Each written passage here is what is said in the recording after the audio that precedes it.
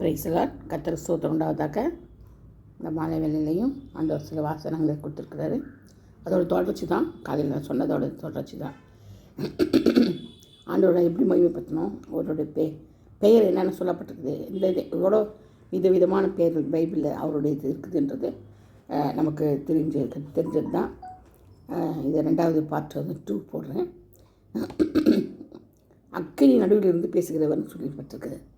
அப்புறம் உபாகமம் 7:16 அழிப்பவர், உபாகமம் 8:15 அழைத்து வந்தவர், உபாகமம் 10:18 அந்நியன் மேல் அன்பு வைத்து அன்னவஸ்திரம் கொடுப்பவர். பாருங்கள் எப்படி ஆண்டவர் எவ்வளோ அன்பாக நேசிக்கிறார் பாருங்கள்.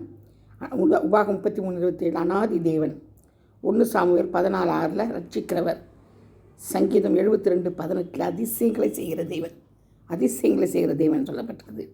எரேமியா 16:19 அடைக்கலமாகிய கர்த்தர், நாகூம் 1:7 அரணான கோட்டை. கர்த்தர் தாமே இந்த ஆசீர்வதிப்பாராக. ஆமென்.